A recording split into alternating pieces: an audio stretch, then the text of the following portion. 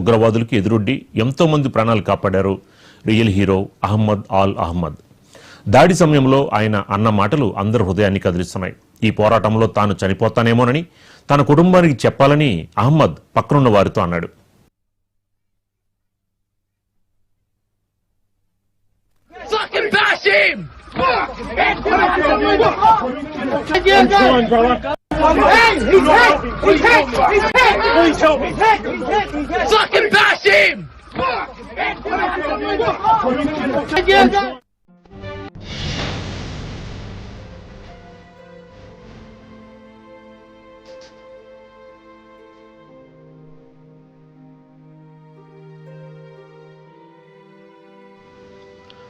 Ahmed all Ahmad స్వదేశం Syria.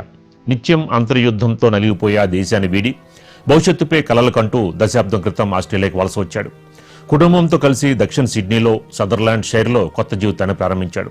ఈయనకి 2 చిన్నపిల్లలు. స్థానికంగా ఓ పండ్ల దుకాణం పెట్టి కుటుంబాన్ని పోషించుకుంటున్నాడు.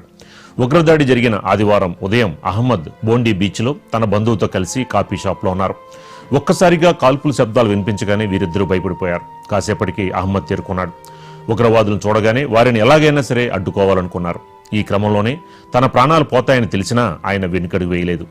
నేను చనిపోతున్నా, నా కుటుంబాన్ని చూసుకో, ఒకవేళ నాకేదైనా జరిగితే ఇతరుల ప్రాణాలని కాపాడే క్రమంలో నేను నేల కొరిగానని నా కుటుంబానికి చెప్పు అని అహ్మద్ తన బంధువుతో చెప్పాడు.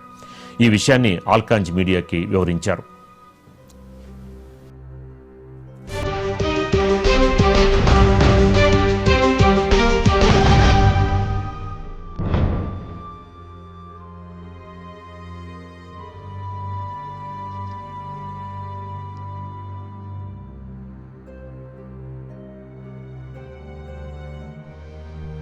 ఈ ఘటన సమయంలో కాల్పులు జరుపుతున్న దుండగుల్లో ఒకరిని అహ్మద్ అడ్డుకున్నాడు.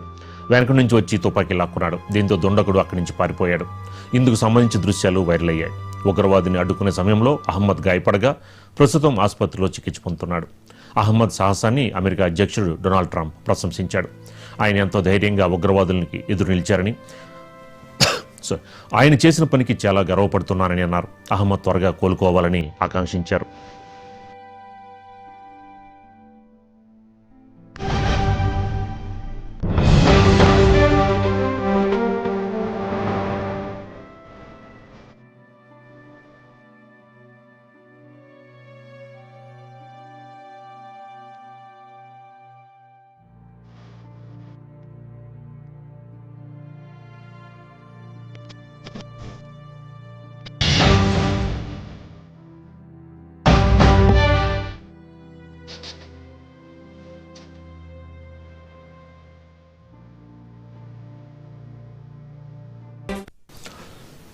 సిడ్నీలోని బోండీ బీచ్లో ఉత్సవం సమయంలో ఉగ్రవాదులు కాల్పులు జరిపిన సంగతి తెలిసిందే. ఈ దుర్ఘటనలో 16 మంది మరణించారు. కాల్పులు జరిపిన వారు తండ్రి కొడుకులని, వీరిని సాజిద్ అక్రమ్, నవీద్ అక్రమ్గా పోలీసులు గుర్తించారు. వీరి కుటుంబం పాకిస్తాన్ నుంచి వచ్చి కొన్నేళ్లుగా ఆస్ట్రేలియాలో నివాసం ఉంటుంది. ఇంకా ఇదే అంశానికి సంబంధించి మనకి మరింత సమాచారం మా ఢిల్లీ కరస్పాండెంట్ శిరీష్ అందిస్తారు. శిరీష్, మొత్తానికి ఉగ్రవాదం అనేది ఎంత ప్రమాదకరమో ఇప్పుడు ఆస్ట్రేలియా కూడా తెలిసి వచ్చినట్లుంది, ఏమంటారు? అంటే ప్రపంచవ్యాప్తంగా కూడా ఉగ్రవాదులకు స్థావరంగా, ఉగ్రవాదుల కేంద్రంగా కూడా పాకిస్తాన్ మారుతోంది. పాకిస్తాన్ గడ్డ నుంచి ప్రపంచవ్యాప్తంగా ప్రపంచ దేశాలకు కూడా సవాల్ అనేది కూడా ఎదుర్కొనుంది. సో ఉగ్రవాదులను తయారు చేసే ఫ్యాక్టరీగా మారుతుందని చెప్పేసి గత కొన్ని దశాబ్దాలుగా కూడా భారతదేశం నెత్తినోరు మొత్తుకుంటుంది. అంతర్జాతీయ వేదికలపై ఇదే అంశాన్ని ప్రస్తావిస్తుంది. ఉగ్రవాదం ఏ రూపంలో ఉన్నా, ఎక్కడ ఉన్నా కూడా అందరూ కూడా ముక్తఖండంతో అణచివేయాలని చెప్పేసి కూడా పిలుపునిస్తుంది. కానీ అవి తమకు సంబంధం లేదన్నట్లు, తమకు పట్టనట్లుగా కూడా చాలా దేశాలు కూడా వ్యవహరించాయి. ఇప్పుడు దానికి తగ్గ భారీ మూల్యాన్ని కూడా దేశాలు కూడా అనుభవిస్తున్న పరిస్థితి అనేది కూడా ఉంది. ప్రపంచంలో ఎలాంటి ఈ నిన్న ఆస్ట్రేలియాలో జరిగిన ఘటన చూసినా కూడా దానిపైన ఐసీసీ హస్తం, అందులో పాకిస్తాన్ మూలాలు ఉన్న వ్యక్తుల యొక్క హస్తం అనేది కూడా కనపడుతూనే ఉంది. సో ఈ నేపథ్యంలో ఇటు ఆస్ట్రేలియా కూడా దీనికి ప్రస్తుతం బాధిత దేశంగా కూడా మారింది. ఆస్ట్రేలియాలో యూదులపైన దాడి అనేది కూడా జరగవచ్చు, దీనికి సంబంధించి అప్రమత్తంగా ఉండాలని చెప్పేసి ఇజ్రాయెల్కు సంబంధించిన ఇంటెలిజెన్స్ హెచ్చరికలు జారీ చేసినప్పటికీ కూడా ఆస్ట్రేలియా కొంత ఉదాసీనంగా వ్యవహరించడంతో ఈ పరిస్థితి అనేది కూడా ఉత్పన్నమైంది. గతంలో ఖలిస్తాన్ సానుభూతి పరుల ముసుగులో హిందూ దేవాలయాలపై దాడులు జరిగినప్పుడు కూడా ఇటు ఇండియా ఇదే విధమైన అభ్యంతరాన్ని కూడా వ్యక్తం చేసింది. అయితే ఆ తర్వాత నిన్న ఏదైతే ఈ ఆస్ట్రేలియాలోని బోండీ బీచ్లో జరిగిన బోండీ బీచ్లో యూదులకు సంబంధించిన ఒక పార్టీపై జరిగిన దాడి ఏదైతే ఉందో దీని వెనుక పాకిస్తాన్ మూలాలు ఉన్న వ్యక్తుల యొక్క ప్రమేయం ఉందని చెప్పేసి కూడా తేలడంతో ప్రపంచం ఒక్కసారిగా ఉలిక్కిపడింది. దీంతో ఏళ్ల సంవత్సరాలుగా భారతదేశం చెప్తున్నదే నిజమైంది. ఈ నేపథ్యంలో ఇప్పటికైనా కూడా ప్రపంచ దేశాలు అంతర్జాతీయ ఉగ్రవాదాన్ని ముక్తకంఠంతో ఎదుర్కొంటాయా, ఇండియాకు బాసటగా నిలిచొస్తాయా లేదా అనేది కూడా చూడాల్సి ఉంది. ఎందుకంటే పెహల్గాం దాడి లాంటి ఘటనే నిన్నటి ఘటనలో కూడా చోటు చేసుకుంది. అక్కడ ఇద్దరు సాయుధ దుండగులు జరిపిన కాల్పుల్లో 16 మంది మరణించారు. చాలా మంది కూడా హాస్పిటల్లో ప్రాణాలతోటి కొట్టుమిట్టాడుతున్న పరిస్థితి అనేది కూడా ఉంది. సో ఈ నేపథ్యంలో ఇద్దరు కూడా తండ్రి కొడుకులు నవీద్ అక్రమ్, సాజిద్ అక్రమ్ వీళ్ళిద్దరు కూడా ఉగ్రవాద సంస్థ Islamic State of Iraq and Syria తోటి సంబంధాలు ఉన్నట్లుగా కూడా అధికారులు కూడా గుర్తించారు. కేసులో దర్యాప్తు అనేది కూడా కొనసాగుతూనే ఉంది. ఈ దర్యాప్తులో భాగంగా నిందితులకు సంబంధించిన కారులు, ఐసీసీ యొక్క జెండాలు, అదేవిధంగా ఘటనాస్థల నుంచి 2 ఐఈడీలు అనేటివి కూడా స్వాధీనం చేసుకోవడం కూడా జరిగింది. సో ఆస్ట్రేలియాలో ఉగ్రదాడికి ప్రణాళిక చేసేందుకు 2019లో అక్కడి ప్రభుత్వం ఇస్లామిక్ స్టేట్ సభ్యుడితో పాటుగా నవీద్ అక్రమ్కు సన్నిహిత సంబంధాలు ఉన్నట్టుగా కూడా పేర్కొన్నారు.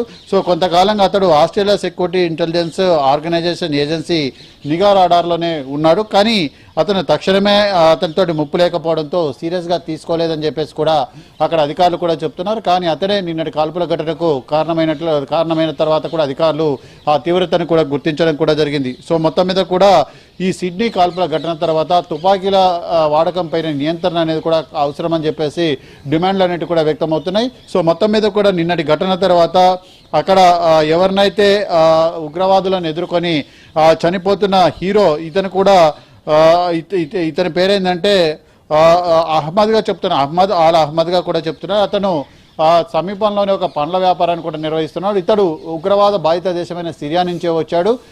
ఉగ్రవాదులు కాల్పులు జరుపుతున్న విషయం చూసి ఒకరిని పట్టుకునేందుకు ప్రయత్నాలు చేశాడు. ఆ కాల్పుల్లో అతను తీవ్రంగా గాయపడ్డాడు. అయితే నాకు ఏదైనా జరగచ్చు, నేను చనిపోతే నా కుటుంబానికి చెప్పండి అని చెప్పేసి అతడు అన్న చివరి మాటలు ఏంటి కూడా ప్రపంచం మొత్తాన్ని కూడా ఉలిక్కిపాటికి గురి చేస్తున్నాయి, ఆలోచింపజేస్తున్నాయి. సో ఈ నేపథ్యంలో ప్రస్తుతానికైతే నీకు ప్రాణాపాయం లేకపోయినప్పటికీ ప్రాణాలతో కొట్టుముట్టాడుతున్న పరిస్థితి అనేది కూడా ఉంది. ఒకవేళ అతను అడ్డుకోకపోయి ఉంటే మరికొంతమంది కూడా ఉగ్రవాదుల తూటాలకు బలయ్యి ఉండేవాళ్ళని చెప్పేసి కూడా స్థానికులు కూడా చెప్తున్నారు. ఏదేమైనప్పటికీ ఇప్పటికైనా కూడా ప్రపంచవ్యాప్తంగా ఉన్న ఉగ్రవాదంపై పోరాడేందుకు అన్ని దేశాలు కూడా కలిసికట్టుగా ముందుకు రావాలి. వ్యక్తిగత లాభాపేక్షతను, వ్యక్తిగత ప్రయోజనాలను కూడా పక్కన పెట్టినప్పుడు ఇలాంటి ఘటనలు అడ్డుకోవచ్చు. లేదు స్వప్రయోజనాల కోసం కనుక చూసి చూడనట్టు వ్యవహరిస్తే మాత్రం ఏదో ఒక రోజు, ఈ రోజు ఆస్ట్రేలియా బాధిత దేశమైంది, మరొక రోజు ఇంకో దేశం బాధిత దేశంగా మిగిలే అవకాశం కూడా ఉందని చెప్పేసి నిపుణులు హెచ్చరిస్తున్నారు. సురేష్, అంటే వీళ్ళిద్దరు తండ్రి కొడుకులుగా గుర్తించారంటున్నారు. తండ్రి మరణించినట్టు తెలుస్తోంది. మరి ఇతని వెనకాల ఎవరున్నారు? ఈ నవీద్ అక్రమ్ కొడుకు వెనకాల ఏమైనా అనౌన్స్ చేశాయా, మేమే ఉన్నాము అని? ఏమైనా ఈ లష్కరే తోయిబా ఇలాంటి సంస్థలు ఏమైనా అనౌన్స్ చేయడం ఏమైనా జరిగిందా? ఇప్పుడే చెప్పాను, Islamic State of Iran and సిరియాకు సంబంధించి ఐసిస్ ఉగ్రవాద సంస్థతో వీళ్ళకి సంబంధాలు ఉన్నట్లుగా కూడా ఆస్ట్రేలియా అధికారులు గుర్తించారు.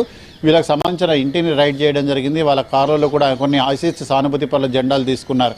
సో ఇలాంటి ఘాతకానికి పాల్పడ్డది ఐసిస్ ఉగ్రవాదులు, హమాస్ ఉగ్రవాదులే. కాబట్టి ముఖ్యంగా ఈ దాడి జరిగింది కూడా ఇజ్రాయెల్కు సంబంధించి యూదులు ఎక్కువగా ఉండే అంటే యూదులు ఎక్కువగా ఇజ్రాయెల్ నుంచే వస్తారు. అలాంటి పార్టీ పైన వీళ్ళు ప్రధానంగా దాడి చేశారు. గతంలో కూడా ఇజ్రాయెల్ పాలస్తీనాకు సంబంధించిన సరిహద్దుల్లో హమాస్ ఉగ్రవాదులు ఇలాంటి దారుణానికే కూడా పాల్పడడం కూడా జరిగింది. సో మరోసారి అలాంటి ఘటన అనేది కూడా చోటు చేసుకుంది.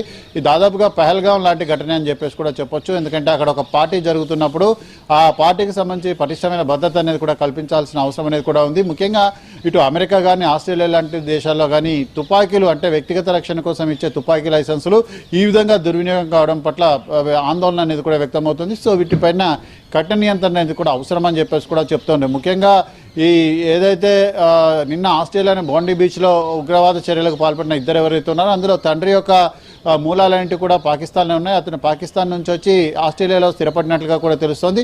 కొడుకు సాజిద్ ఆస్ట్రేలియాలోనే పుట్టినప్పటికీ కూడా అతనికి ఐసిస్ ఉగ్రవాద సంస్థతో సంబంధాలు కానీ ఇలాంటి వాటి అన్నిటిపైన కూడా అధికారులు నిఘా ఉంచారు. కానీ అతన్ని సకాలంలో పట్టుకోకపోవడంతో ఈరోజు ఆస్ట్రేలియా భారీ మూల్యాన్ని చెల్లించుకోవాల్సిన పరిస్థితి అనేది కూడా ఏర్పడింది. సురేష్, అంటే ముఖ్యంగా యూదులపై దాడి అంటే ఏంటి? పాలస్తీనా, ఇజ్రాయిల్ దీనికి సంబంధించిన అంశంపై వీళ్ళ యూదుల్ని కాన్సన్ట్రేట్ చేశారంటారా? ఎగ్జాక్ట్లీ అదే. ఎందుకంటే ఇజ్రాయెల్ నిన్న దాడి ఘటన జరిగిన వెంటనే ఇజ్రాయెల్ ప్రకటన రిలీజ్ చేసింది. చాలా కాలం నుంచి ఇటువంటి ఘటనలు జరిగే అవకాశం ఉందని చెప్పేసి మేము నిఘా వర్గాల సమాచారంతో ఆస్ట్రేలియా గవర్నమెంట్ని హెచ్చరించాం. కానీ అక్కడ వాళ్ళు ఉదాసీనంగా తీసుకోవడం వల్లనే ఈ ఘటన అనేది కూడా జరిగినట్లుగా కూడా చెప్తున్నారు. అయితే జరిగిన ఘటనలో తమ దేశానికి సంబంధించిన పౌరుడు ఒకతను చనిపోవడంతో కూడా ఇజ్రాయెల్ సీరియస్ అవుతోంది. ముఖ్యంగా ఇది యూదులపై జరిగిన ఘటన కాబట్టి దీనిపైన ప్రపంచవ్యాప్తంగా వ్యతిరేకత అనేది కూడా వ్యక్తమయ్యే అవకాశం ఉంది. సో ఆస్ట్రేలియాలో ఇకనైనా ఇలాంటి ఎవరైతే సంఘ విద్రోహ శక్తులు ఎవరైతే ఉన్నారో వాళ్ళని కట్టడి చేయాల్సిన అవసరం అనేది కూడా ఉంది. లిబరైజేషన్ పేరుతోటి చూసి చూడనట్లుగా ఉదాసీనంగా వ్యవహరిస్తే ఇలాంటి మూల్యాలని చెల్లించుకోవాల్సి ఉంటుంది. సో ఒక్కొక్క దేశం ఈ ఘటన జరిగినప్పుడు మేల్కోవడం కంటే ముందే మేల్కోవడం మంచిదన్న అభిప్రాయం వ్యక్తమవుతోంది. శిరీష్, అంటే ఒక పక్కన తండ్రి కొడుకులు ముస్లింసే, వాళ్ళందరిపైన కాల్పులు జరిపారు. మరో పక్కన ఈ దాడులను ఆపడానికి కూడా ఏదైతే కాపాడిన వ్యక్తి కూడా ముస్లిమే. ఎలా చూడొచ్చు అంటారు ఈ అంశాన్ని?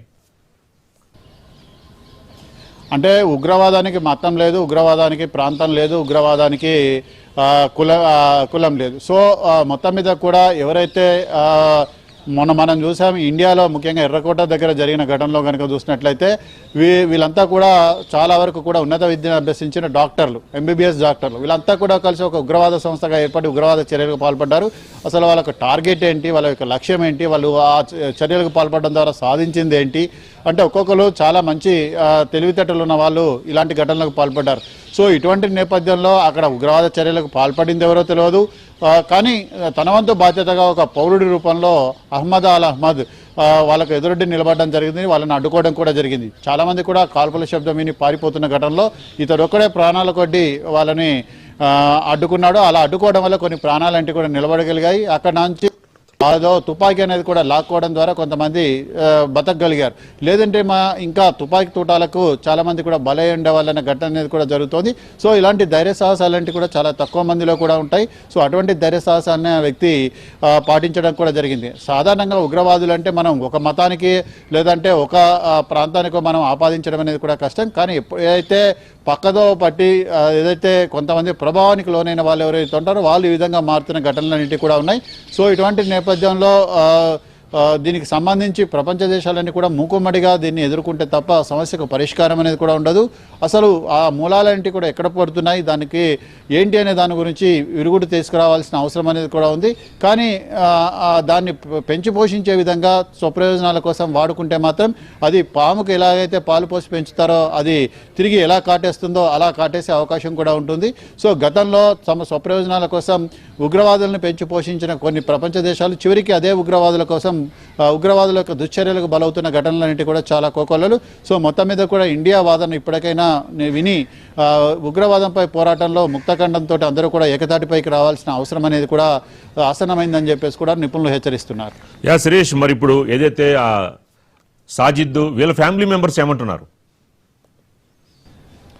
దానికి సంబంధించి మన దగ్గర ఎటువంటి సమాచారం అనేది కూడా లేదు. కాకపోతే ఏంటంటే తండ్రి అదేవిధంగా కొడుకు ఇద్దరు కూడా దుశ్చర్యలో పాల్గొనడంతో కుటుంబం మాత్రం కొంత దానికి సంబంధించి షాక్లో కూడా ఉంది. అసలు వాళ్ళ వెనక ఎవరెవరు ఉన్నారు, వాళ్ళకి సంబంధించిన బంధువులు ఎవరు, సన్నిహితులు ఎవరు, దీనికి సంబంధించిన సమాచారం మొత్తం కూడా సేకరిస్తున్నారు. ప్రస్తుతం ఇంటర్నేషనల్గా ఇన్వెస్టిగేషన్ అనేది కూడా కొనసాగుతుంది. ఇజ్రాయెల్కి సంబంధించిన నిఘా సంస్థలు కూడా ఇన్వెస్టిగేషన్లో ఉంటాయి. అమెరికాకు సంబంధించిన సిఏఏ కూడా ఇందులో ఉంటుంది. సో ఇలాంటి అందరూ కూడా పాల్గొన్న తర్వాత ఇప్పటికైతే అధికారులు గుర్తించింది ఏంటంటే Islamic State of Iran and సిరియాతో వీళ్ళకి సంబంధాలు ఉన్నట్లుగా కూడా తెలుస్తోంది. సో వాళ్ళకి సంబంధించి ఎక్కడి నుంచి ఆయుధాలు అందాయి, వాళ్ళు ఎప్పటి నుంచి ప్రణాళిక రచించారు, ఏం చేశారనే దాని గురించి మాత్రం పూర్తి వివరాలంటే కూడా కొద్ది రోజుల్లో బయటకు వచ్చే అవకాశం ఉంటుంది. సురేష్, అంటే ఇప్పుడు ఏదైతే అతను సాహసం ప్రదర్శించాడో అతనికి అమెరికా అధ్యక్షుడు డొనాల్డ్ ట్రంప్ ప్రశంసించాడు. కానీ ఈ ఉగ్రవాదం అంశంలో ఏమైనా ట్రంప్ ఏమైనా స్పందించారా?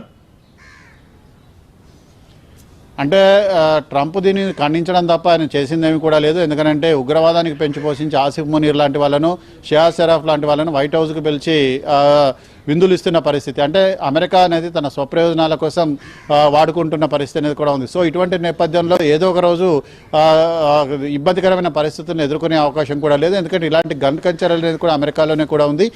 ఇజ్రాయెల్ అనేది అమెరికాకు మిత్రదేశం. అటువంటి దేశానికి సంబంధించిన వాళ్ళపైన ఇలాంటి దాడి అనేది కూడా జరిగింది. ప్రస్తుతం ఆస్ట్రేలియా అనేది కూడా ఏదైతే కీలకమైన ఇంటెలిజెన్స్ దాంట్లో కూడా ఉంది. సో అటువంటి దేశంలో ఇలాంటి ఘటన అనేది కూడా చోటు చేసుకోవడంతో ఆస్ట్రేలియాలో విదేశీయుల యొక్క భద్రత పైన కూడా సందేహాలన్నీ కూడా వ్యక్తమవుతున్నాయి. ఉగ్రవాదంపై పోరాటంలో ఇకనైనా అమెరికా, ఆస్ట్రేలియా రెండు కూడా కలిసి రావాలని చెప్పేసి కూడా డిమాండ్లు వినిపిస్తున్నాయి. Okay, right. Thank you Suresh.